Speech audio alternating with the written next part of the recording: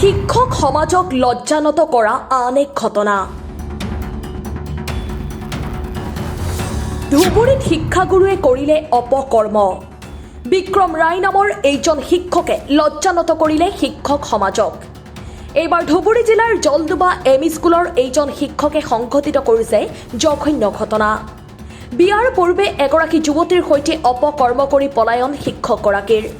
উল্লেখযোগ্য যে প্ৰথমে দুয়োপক্ষৰ পৰা বিবাহৰ বাবে কথা বতৰা হয় আৰু তাৰ পিছতেই যুৱতীগৰাকীৰ মোবাইল নম্বৰ লৈ এদিন দুদিন কথা পাতি দুয়োৰে মাজত গঢ়ি উঠে গভীৰ প্ৰেমৰ সম্পৰ্ক।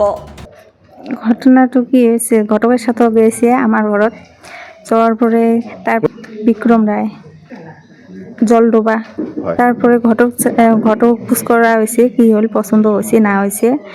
ঘটক কইছে বলে হয়েছে, তোর ব্যবহার ভাল দেখাচ্ছে, ভাল কথাই কইছে। তারপরে মুই পরে মোটে মোবাইল নিছে মানে কি মোবাইল নাম্বার নিছে। 6 দিন আমার বাড়ি গেছে ঘটকের সাথে মোবাইল নিয়ে। তারপরে নাম্বার নেওয়া হওয়ার পরে দে নাম্বারটা কোনো পার্সোনাল আলোচনা করবো বলে কইছে। যে মুই দিছ মোর নাম্বারটা দেওয়ার পরে ফোন কথা হয়েছে আমার, মুইও পুষ করছং। তারপরে বলে কি পছন্দ হয়েছে না হয়েছে, তো কইছে বলে ভালে কইছং তোর কথা অঙ্করি কইছে। তারপরে ভাল বলে কইছে দেখিয়ে ওই জন্য মুই পরে আরও ফোন করছং, উনিও ফোন করছে। ফোনত আলোচনা হয়েছে, আলোচনা হওয়ার পরে তারপরে আমার বাড়ি আরও গেছে একদিন ঘটক ছাড়াই যেয়ে মোর সাথে বেয়া কাম করছে। তারপরে মুই আরও ফোন করছং, তারপরে ফোন না তোলার পরে মুই তারপরে এমে বাড়ি যাচ্ছং।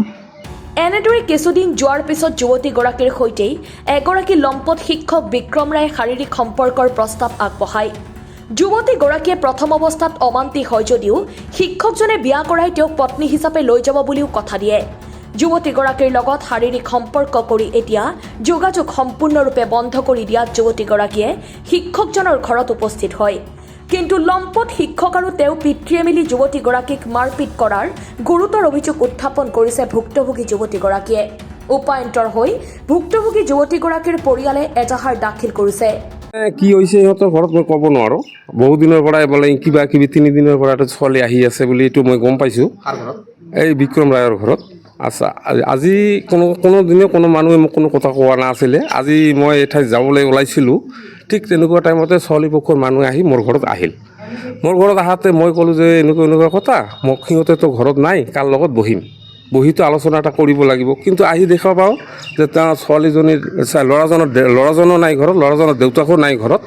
আৰু এনেকৈ কি তেওঁৰ 2টা ভনী আছিল, সেই ভনী 2টাও আজি ঘৰত নাই। গতিকে কিবা এটা সুসমাধান কৰাৰ কাৰণে ইহঁতক যদি আলোচনাৰ মাজত আনিব পাৰিলোহেঁতেন, কিন্তু সিহঁতকে নাই ঘৰত, কাৰ লগত আলোচনা কৰিম।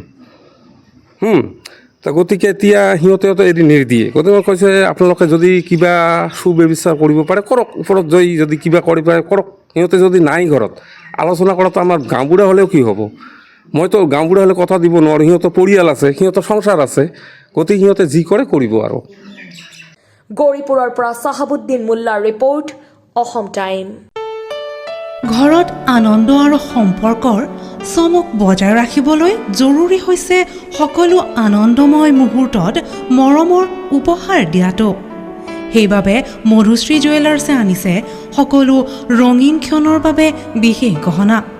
হীৰাৰে হওক, সোণৰে হওক বা ৰূপৰে হওক, শ্ৰেষ্ঠ ডিজাইনছ আৰু হলমাৰ্কযুক্ত গহনাই ৰাখে সম্পৰ্কক নিখুঁত। তেনেহ'লে আজিয়ে আনক আনন্দ মধুশ্ৰী জুৱেলাৰ্ছৰ সৈতে।